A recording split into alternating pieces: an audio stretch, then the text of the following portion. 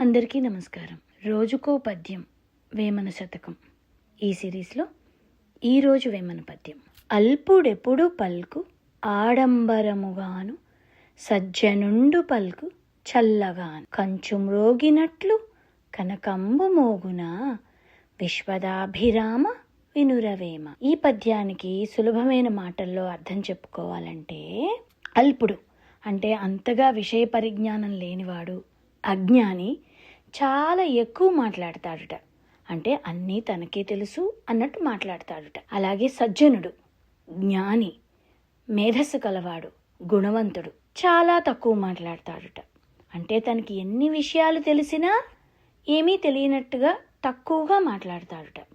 ఈ విషయాన్ని మనకి వేమన గారు దేంతో పోల్చారంటే, కంచు మ్రోగినట్లు కనకంబు మోగున.